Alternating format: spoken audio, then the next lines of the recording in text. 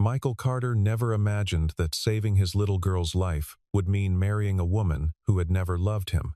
Victoria Sinclair was the youngest and most powerful technology executive in the country, a woman who once commanded boardrooms with a single glance, until a mysterious accident left her paralyzed from the chest down and turned her into a pawn inside her own family's empire.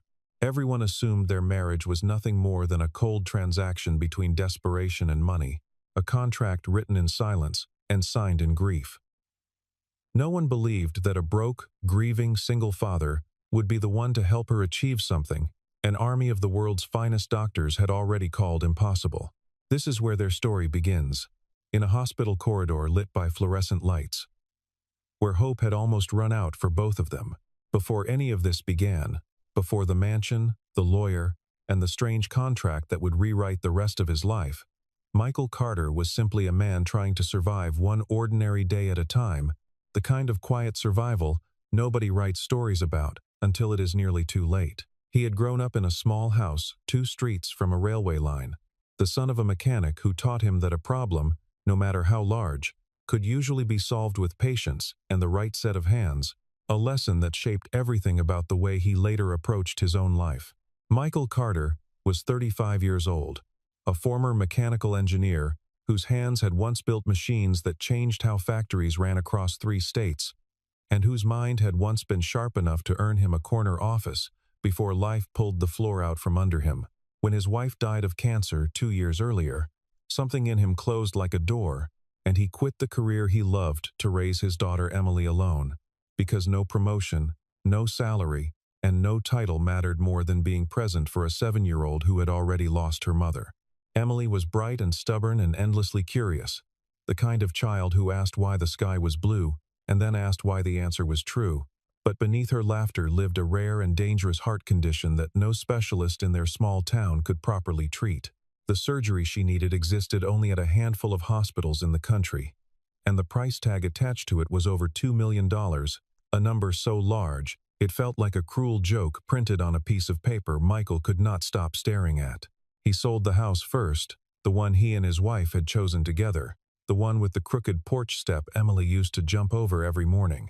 And then he sold his truck, the only thing left that still smelled faintly of sawdust and better days. He took on 3 jobs, stacking shelves before dawn, repairing appliances in the afternoon, and driving people across the city late into the night, sleeping in stolen hours between shifts while his daughter's heart quietly ticked toward a deadline no calendar could soften. Still, no matter how many hours he worked, the number never moved close enough. And every week the hospital called with a gentler version of the same terrible warning. That time was something Emily did not have in abundance. There were nights he sat alone in the parking lot of his second job, engine off to save fuel, doing the math over and over on the back of a receipt, as though repeating the calculation might somehow change the answer.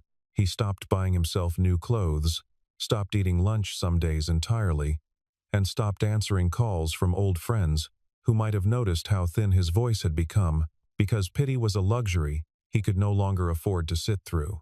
Emily, too young to understand hospital bills but old enough to notice her father's exhaustion, once asked him quietly why he never slept anymore. And Michael had smiled and told her he simply did not need much sleep. A small kind lie he repeated so often, he almost believed it himself. It was in the middle of this exhaustion, this quiet unraveling, that a stranger in an expensive gray suit found him in the hospital waiting room and asked if he had ever heard the name Sinclair. The man introduced himself as a lawyer representing one of the wealthiest families in the country, the Sinclairs, whose name was stamped across skyscrapers, hospitals, and half the technology headlines Michael never had time to read.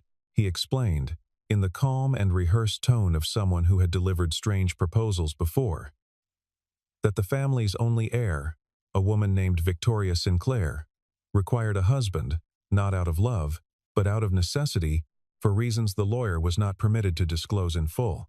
In exchange for 3 years of marriage, the family would cover every cent of Emily's surgery, establish a lifetime medical fund in her name, and provide Michael with enough money that he would never again have to choose between rent and his daughter's medicine.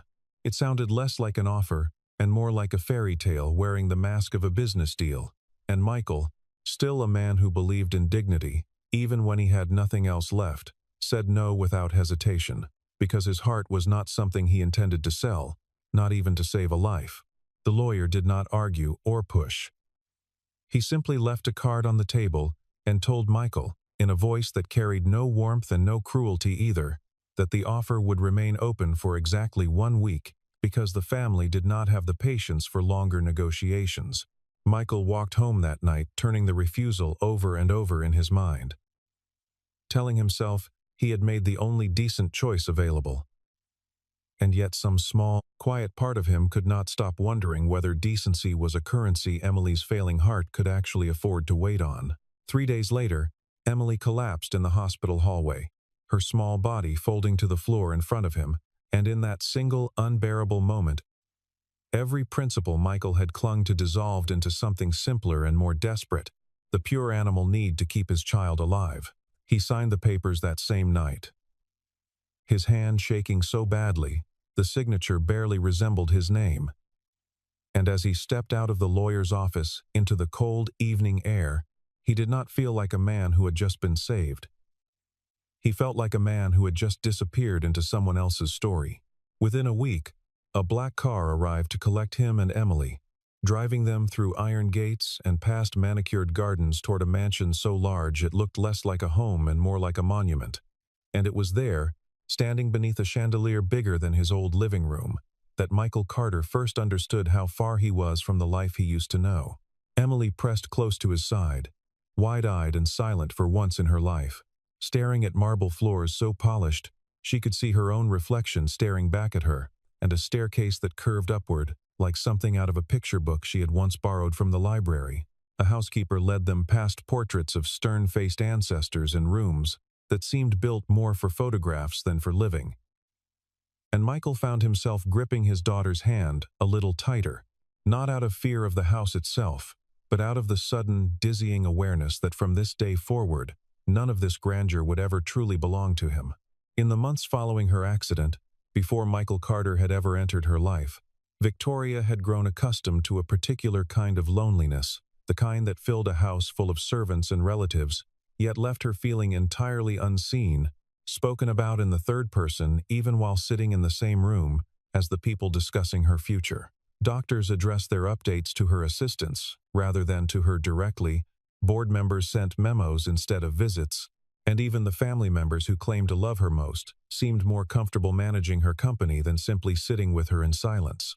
She had stopped expecting anyone to look at her and see anything beyond the chair, the diagnosis, or the shares of stock still legally bound to her name. And by the time Michael Carter arrived, she had built a version of herself so armored that even kindness bounced off without leaving a mark. Victoria Sinclair sat waiting for him in the drawing room, her wheelchair positioned near the tall windows, as if she had chosen the spot deliberately, so the light would fall behind her and keep her face partly in shadow. She was 30 years old, breathtakingly composed, with the kind of sharp intelligence that had made her the chief executive of a technology empire before most people her age had finished building their careers, and yet none of that brilliance could undo what an accident, months earlier, had taken from her legs. Paralyzed from the chest down, confined to a chair she despised, and surrounded by relatives who spoke about her company more than they spoke about her recovery, Victoria had long ago stopped believing that anyone approached her without wanting something in return. When she looked at Michael for the first time, she did not see a grieving father or a desperate man who had sacrificed everything for his daughter. She saw only another hired presence, a paid caretaker dressed up in the language of marriage. Before the accident, Victoria had built her entire identity around control, mastering markets, negotiations, and hostile competitors with a precision that had made her one of the most feared names in the industry before she had even turned 30. The crash had stolen far more than the use of her legs. It had stolen the one thing she had trusted most, her certainty that hard work and sheer will could overcome any obstacle placed in front of her. And, in its absence, she had grown quiet, guarded, and unwilling to let a single new person close enough to disappoint her again. Michael, for his part, did not walk into that mansion looking for a wife or a friend or even sympathy. He walked in with a single thought: circling endlessly through his mind, that he had to protect Emily no matter the cost to his own comfort or pride. The Sinclair relatives made their opinions known almost immediately, whispering behind closed doors that called him a fortune hunter, a man who had traded his conscience for a check, and the family's cousins made a quiet sport of excluding him from anything resembling real conversation. Reporters, tipped off by someone inside the family, published cruel little stories mocking the marriage, painting Victoria as a broken heiress and Michael as an opportunist, and strangers online repeated the jokes as if cruelty were a kind of entertainment. Michael read none of it aloud, argued with no one, and defended himself to nobody, choosing instead to show up every single morning outside Victoria's door, offering coffee she rarely accepted and conversation she rarely returned, patient in a way that unsettled everyone who expected him to give up. He learned quickly which relatives to avoid at breakfast and which hallways led away from the sharpest tongues in the house, not out of cowardice, but because he understood that every ounce of energy spent defending his own pride was energy stolen from Emily and from the fragile, uncertain woman down the hall who had not asked to be pitied any more than he had. At night, alone in the guest wing assigned to him, he sometimes allowed himself a single quiet moment of doubt, wondering if he had made the right choice, before reminding himself, every single time, that Emily's laughter down the corridor was answer enough. Weeks passed in that strange, silent standoff. Two people bound by paper but separated by an ocean of distrust. Until something in Michael's quiet persistence began, almost imperceptibly, to crack the walls Victoria had spent years building around herself. He never treated her as fragile, never spoke to her the way the nurses did, with that careful, pitying softness reserved for people who are expected to disappoint you, and he never once glanced at the wheelchair, as though it were the most interesting thing about her. Instead, he read to her from worn paperback novels he had carried from his old apartment, wheeled her into the garden even when she insisted she did not want to go, and told her, without being asked, funny and ordinary stories about Emily's stubborn refusal to eat vegetables or her habit of narrating her own life out loud. Slowly, without either of them announcing it, Victoria began to wait for those mornings. And one afternoon, over something as small as a joke about a garden gnome, she laughed. A real laugh. The kind that surprised her more than it surprised him, the first one she had allowed herself in longer than she could remember. She began noticing small things about him too. The way he always knocked twice before entering, even though the door was rarely locked. The way he never once glanced at his phone during their conversations. And the quiet, steady patience he carried, even on days when his own eyes looked tired enough to close.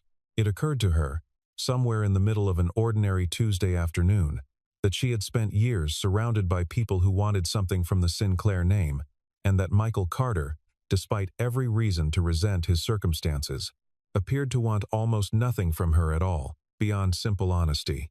It was Emily, though, who changed everything most completely, arriving at the mansion one Saturday afternoon, with a drawing tucked under her arm, and absolutely no understanding of the tension that filled every room she walked into. She approached Victoria's wheelchair without hesitation, studied her face the way only children study things, honestly and without agenda, and told her, simply and sincerely, that she was still very pretty, wheelchair and all, as if that fact were the most obvious thing in the world.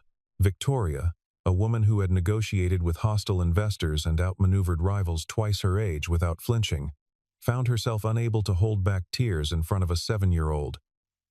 Because no one, not her doctors, not her family, not even herself, had spoken to her like she was still simply a person.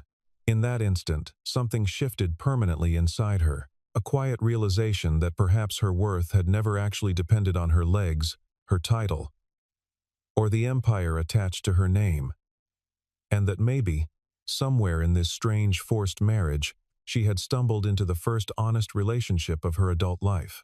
From that day forward, Emily became a regular visitor to Victoria's afternoons, arriving with crayon drawings, questions about how computers worked, and an endless curiosity about what it felt like to run a company, and Victoria found herself answering with more patience and warmth than she had ever offered a boardroom full of grown executives.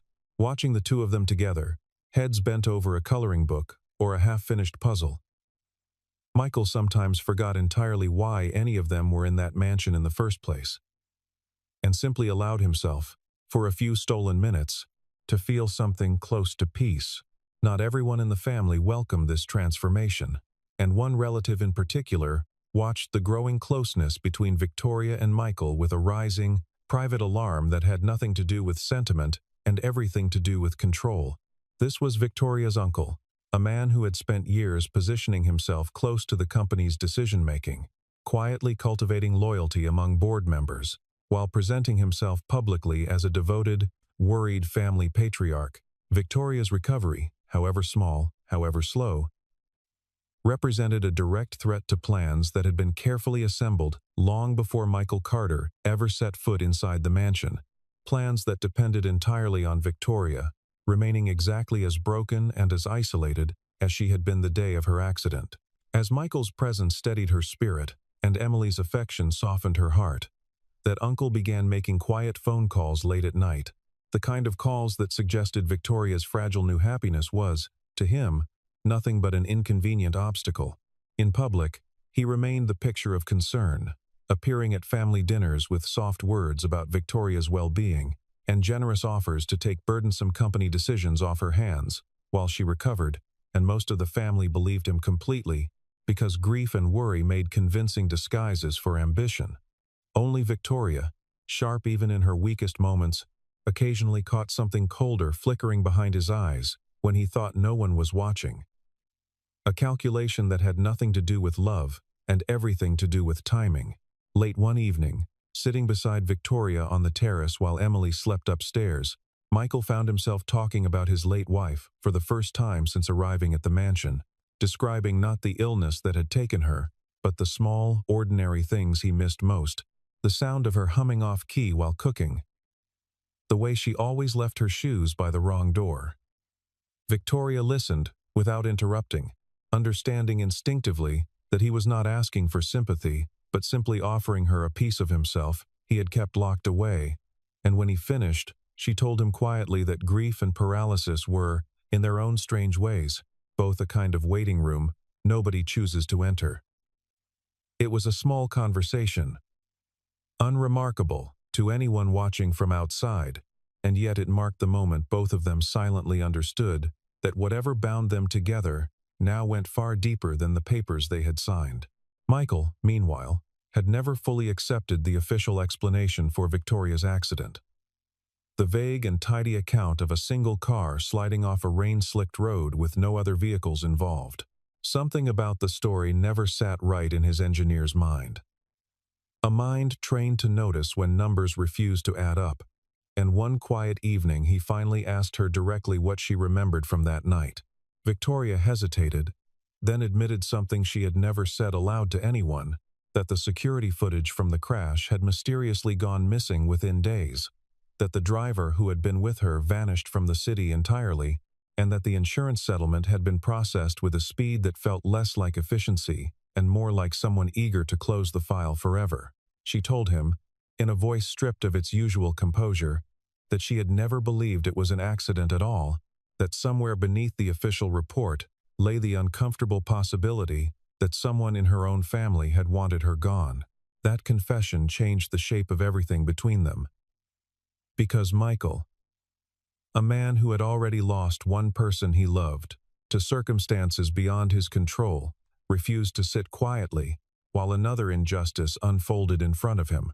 He began asking careful questions, first to hospital staff, then to old employees who had since left the company, piecing together a timeline that did not match the official story the family had spent months repeating to the press.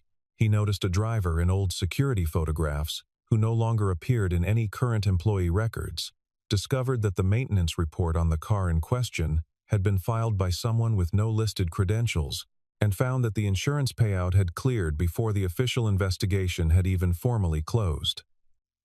He kept a small notebook hidden inside an old toolbox in his room, filling its pages with names, dates, and inconsistencies that refused to line up no matter how many times he rearranged them. The same careful method he once used to diagnose failing machinery on a factory floor. Every new detail he uncovered made him more certain that the story he had been told, of a simple accident on a rainy night, was little more than a curtain hung to hide something far uglier underneath, and every night he grew more determined to pull that curtain down. Unbeknownst to him, as he collected these small threads of doubt, someone in a dark sedan had begun parking outside the mansion gates in the evenings, watching the lit windows with the patient attention of someone protecting a secret they intended to keep buried. Despite the shadow gathering quietly around them, Victoria's recovery took a genuine step forward when a renowned rehabilitation specialist, a man respected across the medical community for treating cases other doctors had abandoned, agreed to evaluate her condition personally. He arrived not with the polished, bedside manner of the physicians who had treated her before, but with a blunt, almost gruff honesty that Victoria found strangely refreshing after months of being spoken to as though she might shatter at the mention of her own diagnosis. He reviewed months of scans in near silence, asked her pointed questions about sensation and movement that no one had bothered asking in weeks, and at the end of the examination, set down his notes and studied her face for a long moment before speaking. After a long and thorough examination, he told her something no one else had dared to say in months, that he had rarely encountered a patient whose spinal injury, while severe, still carried a small but real chance of partial recovery, provided she possessed the discipline and willpower to endure a grueling, uncertain process. Michael attended every single session from that day forward, refusing to let her cancel even on the mornings she woke in visible pain, standing beside her through exercises that left her exhausted, frustrated, and more than once in tears, begging silently for permission to simply stop trying. Whenever she reached that breaking point, Michael would kneel beside the chair, take her hand, and say the same 6 words in the same steady voice, that today was simply not the day to give up, not the day to disappear, not the day to let anyone win by watching her quit. On the hardest mornings, when her muscles refused to cooperate and frustration turned to quiet tears, he would remind her of small, unglamorous truths, that recovery rarely announced itself with fanfare, that most victories were won in exhausted, invisible repetitions no one else would ever see or applaud. Victoria began to notice that his encouragement never once sounded like flattery. It sounded instead like the plain, unromantic honesty of a man who had rebuilt broken engines for a living and understood, better than any doctor, that strength returned in small stubborn increments rather than sudden miracles. Then, on an unremarkable Tuesday morning that neither of them would ever forget, Victoria's index finger moved on command for the very first time since the accident, a motion so small it would have been invisible to anyone not watching closely, and yet it detonated something enormous in the room. The specialist, normally reserved and clinical in his assessments, actually stepped back from the bed with visible astonishment, calling it one of the most promising early signs he had witnessed in years of practice with injuries this severe.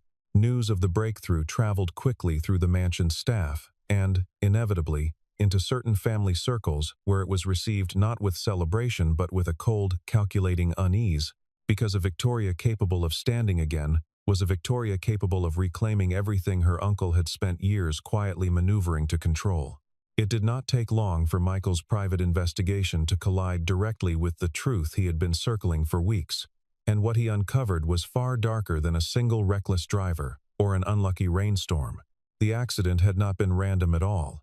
It had been arranged, carefully engineered by Victoria's own uncle, a man who had grown tired of waiting patiently in the shadow of his niece's success and had decided to seize the company through more permanent means. His plan depended on removing Victoria from any meaningful position of power, first through paralysis, and if necessary, through something far more final, all while positioning himself as the sympathetic relative who had reluctantly stepped in to manage the family's affairs during her tragedy. To keep the scheme buried, he had spent enormous sums quietly purchasing the silence of a corrupt physician who altered medical files, a compromised police officer who mishandled the original accident report, and a family attorney who had conveniently misplaced crucial evidence for over a year. Michael traced the payments through a maze of shell accounts and quiet transfers, each one disguised as a consulting fee or a charitable donation, until the pattern became undeniable, even to someone who desperately wanted to believe a member of his own family was not capable of something so calculated. He sat alone late one night staring at the printed evidence spread across his desk. And for the first time since arriving at the mansion, he felt genuinely afraid, not for himself, but for what a man willing to orchestrate all of this might do once he realized he had been discovered. When the uncle realized that Michael was getting dangerously close to the truth, he moved swiftly and ruthlessly, using his considerable influence to have false evidence planted, suggesting that Michael himself had committed financial fraud against the Sinclair estate. Within days, Michael found himself arrested in front of Emily's school, handcuffed on a quiet residential street, while neighbors watched from behind their curtains. His name suddenly splashed across every tabloid that had once mocked him as a gold digger, now recast as a criminal who had preyed on a vulnerable heiress. Victoria, trapped in the mansion and still unable to walk, felt an anger unlike anything she had experienced in her adult life, a fury sharpened by helplessness, because for the first time she understood exactly how thoroughly her family had underestimated both her intelligence and her will to fight back. She spent that first night alone replaying every gentle word her uncle had ever offered her. Every visit disguised as concern, every meeting where he had positioned himself as her most loyal ally, and each memory now curdled into something she could barely stand to think about. Emily, sensing her distress though not understanding its cause, crawled quietly into the chair beside her that evening and simply held her hand without asking a single question, an act of comfort so pure, it steadied something in Victoria that fury alone could not reach. It was in that moment, staring at the empty doorway Michael used to walk through every morning, that Victoria Sinclair made a private and unshakable decision that she would not remain a victim in her own story a single day longer. She began training with an intensity that startled even the specialist who had once called her progress, promising, pushing through pain that would have broken most people, driven now not only by the desire to walk again, but by the burning need to stand tall enough to face her uncle, without a wheelchair between them. Meanwhile, with the help of a lawyer Victoria trusted from outside the family's influence, evidence slowly emerged that cleared Michael's name entirely, exposing the falsified documents for exactly what they were. And within 2 weeks, he walked out of custody, a free man, his reputation bruised, but his resolve stronger than ever. Reunited, the two of them combined what they each had uncovered: Michael's careful timeline of the accident and Victoria's intimate knowledge of her family's internal politics, building a case so thorough it could no longer be dismissed as paranoia or grief. Emily, too young to understand the full danger surrounding her family, became an unlikely source of comfort during those tense weeks, sitting beside Victoria during physical therapy and cheering with unfiltered delight at every small movement, turning grueling exercises into something that occasionally, briefly, felt like play. Victoria's body responded to that combination of relentless effort and genuine emotional support in ways the doctors themselves struggled to fully explain, her hands regaining strength first, then her arms, and eventually, agonizingly, sensation beginning to return to her legs. The specialist, reviewing her latest scans one afternoon, told her quietly that what he was witnessing went beyond typical clinical expectation. That in his professional opinion, she was looking at something close to a genuine medical marvel. She began setting small private goals for herself, first to hold a cup without assistance, then to sit upright unaided for a full hour, then to shift her weight onto her feet for even a few trembling seconds with support on either side, each milestone celebrated quietly between herself, Michael, and a delighted, cheering Emily. For the first time since the crash, Victoria allowed herself to believe, fully and without reservation, that she would stand on her own 2 feet again, not as a distant hope whispered to keep herself calm at night, but as a near certainty she could feel building inside her own body with every passing week. The confrontation everyone had been circling finally arrived on the day of the company's shareholder meeting, an event the uncle had spent months quietly engineering to seize formal control of the Sinclair empire, while Victoria remained, in his mind, permanently sidelined. Reporters and television cameras filled the hall, drawn by rumors of a dramatic leadership change, and the uncle moved through the room with the easy confidence of a man who believed his victory had already been secured months earlier. When Victoria was wheeled into the room, exactly as her uncle expected, he allowed himself a small, private smile, certain that the vote about to take place would finalize everything he had worked so patiently to arrange. Then, just as the final ballots were about to be cast, Victoria Sinclair placed both hands on the arms of her wheelchair and, trembling but unmistakably certain, rose to her feet in front of every camera in the room. The silence that followed was absolute, the kind of stillness that falls over a crowd when reality suddenly refuses to match expectation. Hundreds of people staring at a woman the world had been told would never walk again standing tall in front of them. Somewhere near the back of the room, a camera operator forgot to hold his shot steady, and the footage that later aired around the country would forever capture that single trembling breath before Victoria took her first unaided step across the stage, each movement deliberate, each one a quiet rebuke to every person who had ever assumed her story was already finished. Before anyone could recover enough to speak, Michael stepped forward and addressed the room directly, presenting the investigation files, the recovered audio recordings, and the financial records documenting every payment the uncle had made to buy silence from doctors, officers, and lawyers alike.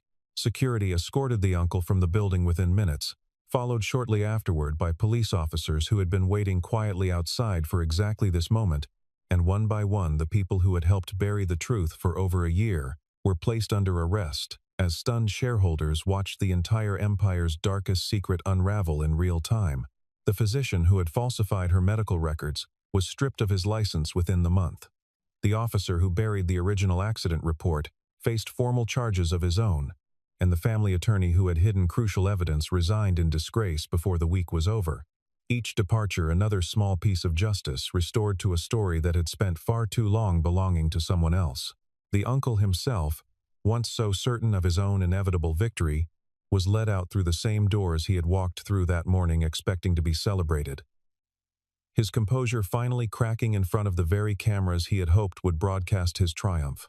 In the chaos and relief that followed, Victoria did not linger to savor her victory or step immediately back into the boardroom she had just reclaimed, because the very first place she asked to go was the hospital where Emily was scheduled for her long-delayed surgery. The procedure, performed by the very specialists the Sinclair Medical Fund had made possible, succeeded completely. And when Emily finally opened her eyes in recovery, the first face she searched for was not her father's, but Victoria's, waiting beside the bed with the same steady patience Michael had once shown her. Overwhelmed, Victoria turned to Michael in the quiet of that hospital room and thanked him, her voice breaking slightly, for everything he had given her, not just his time or his patience, but his refusal to see her as broken, even when she had believed nothing else about herself. Michael simply shook his head and told her the truth, as plainly as he knew how, that he had not saved her, that she had done the impossible entirely on her own strength, and that all he had ever done was refuse to leave while she found it.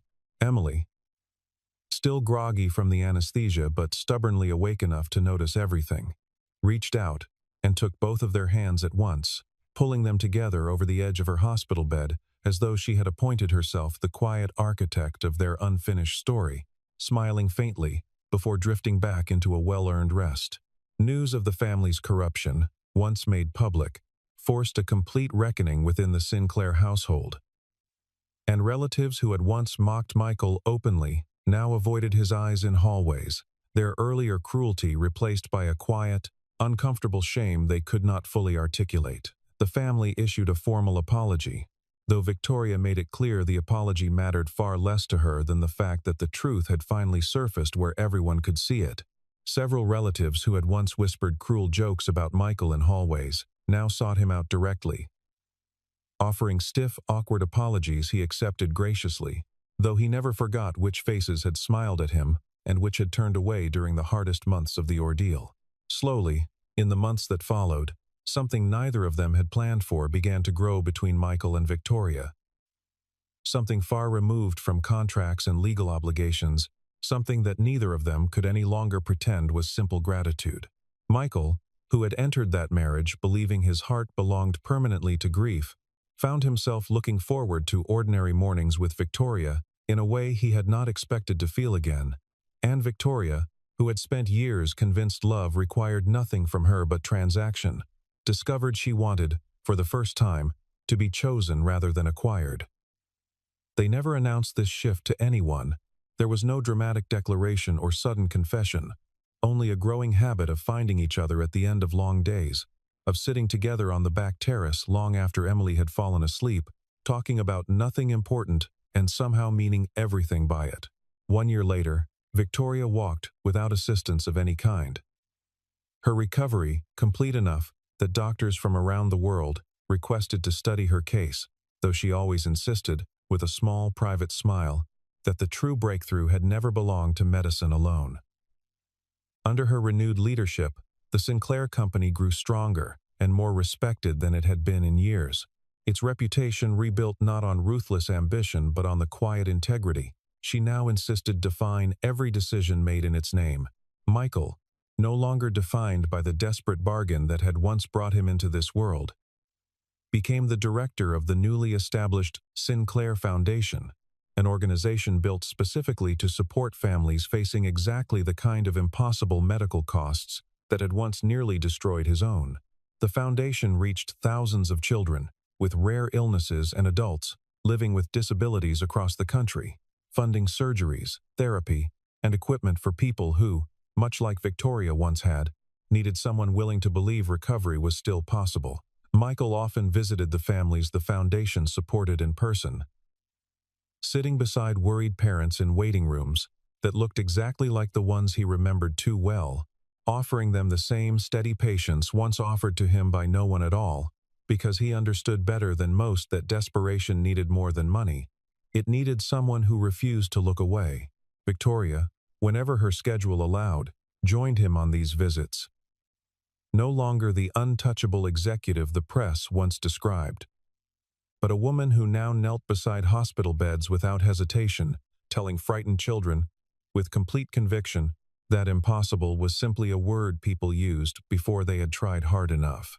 Emily, healthy now in a way that once felt like an impossible dream, grew into a bright and joyful child who ran through the mansion's gardens without a single trace of the fragility that had defined her earliest years.